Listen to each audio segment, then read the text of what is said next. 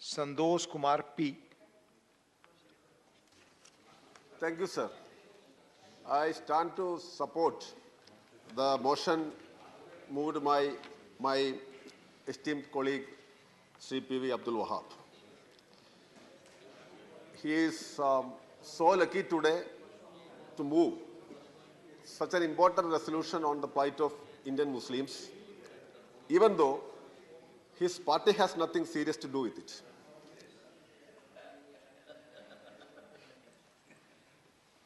Sir, allow me to speak now, please. India is the house of India. Please.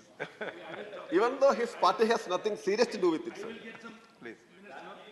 You speak on the subject. Yeah, I'm going to speak, but they're not allowing.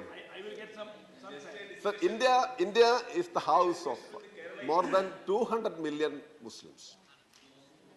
So, what we are talking about is the plight of a considerable section of our population. Sir, the first question is the political representation of Indian Muslims. Everything begins with it. I would like to ask the honorable members of the tertiary benches, including Mr. Rakesh Sinha, because he was very much vocal on this about this Sabke Saath Sabke Vikas. You claim yourself as the largest political party in the world, maybe because of a sizable number of missed calls also, missed call membership also. It's their claim. I don't want to go into the details of it. But may I know how many Muslim members of parliament are from your side? It was a lengthy, vocal, poetic speech, but a reality is a reality. How many elected Lok Sabha members you have? Are you ready to hug the Indian Muslims instead of the cow? This is a very important question.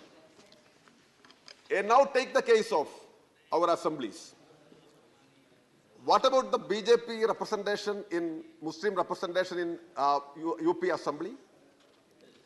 Let me tell you, UP is having a population of Muslim population of 20%. And the number of elected representatives are 9%. I mean the Muslim representatives. And out of these 34 MLAs, do you have even a single member of in the Legislative Assembly? And now take the case of Gujarat, where you have a thumping majority. How many Muslim MLAs are your party is having there?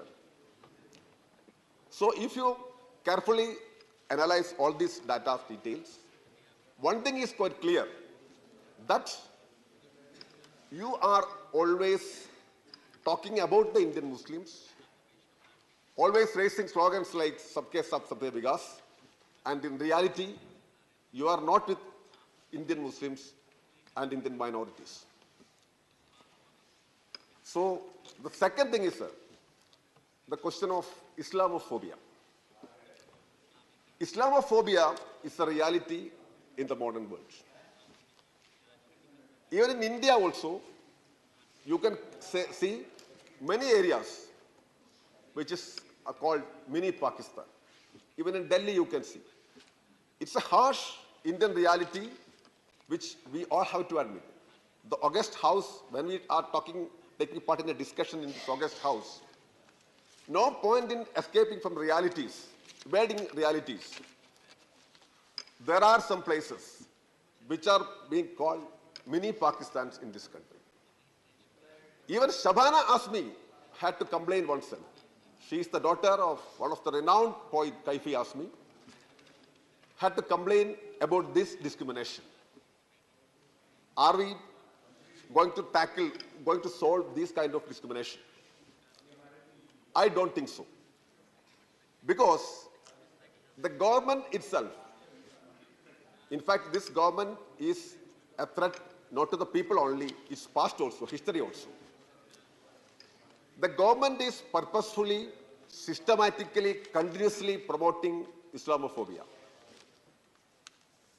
Abdul Wahab ji could have spoken about CAA, Citizenship Amendment Act. Again, I don't want to go to the details of CAA, but it was an attempt to purposefully alienate or purposefully create a division among the Indian society. So I don't know why the Muslim League is silent on that issue. We in the Kerala, the left parties all over, were campaigning against this draconian amendment. I don't know. I'm not here to talk for the Congress party, no? No, I should speak about my party. No, you have your chance and you did not speak about CAA. It's not my fault, no? It's not my fault. It's your fault, no? You could have spoken about CAA. Then CAA, that was a purposeful attempt. So the government itself is indulging in this business of promoting Islamophobia. So now, sir, coming to this question again, Muslims are an Indian reality. And a major section of our friends from the ruling front want to do away with the reality. This is not going to happen. In the year of 75th year of India's independence, I am very sorry to state here that there is an attempt, there is a purposeful and continuous attempt to create an India-Pak feeling in each and every village of India. Because that is their politics and they harp on that only. Now, sir, why we should promote, why renovate these madrasas, why should we should implement Sachar committee report?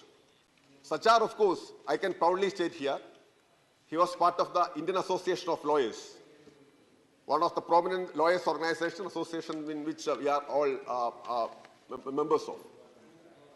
Because there are certain elements in the Muslim community which are trying to misuse the Muslim sentiments. That also we have to be taken into account very seriously. Some outfits are there, maybe with the backing of international agencies and others. I don't know, because I cannot corroborate the same with evidence right now, because nowadays everything needs a kind of corroboration. So, documentation, sorry to say. So the point is that there are many outfits which purposefully tries to drag the Muslims into the path of terrorism. Terrorism has no religion at all.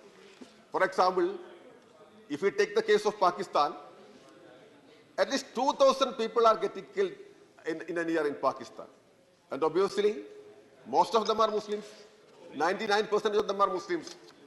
So that, what does it show?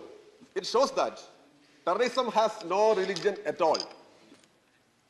Now, there is a section purposefully trying to drag the Muslims to misuse their feelings and to move them to the path of, this anti-national or this line of activities. So what I suggest is that this question is an Indian question, not a minority question. In the year of India's 75th anniversary, independence, we have to take it very seriously and we have to promote their education.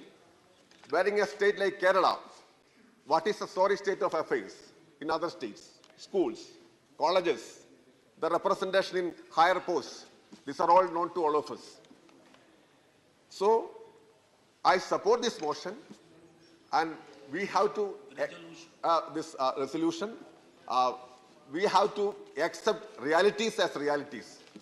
Rhetorics will not replace realities. So, once again, I support Sri Abdul Wahab's resolution and I request the government to take necessary steps to get it implemented. Thank you, sir.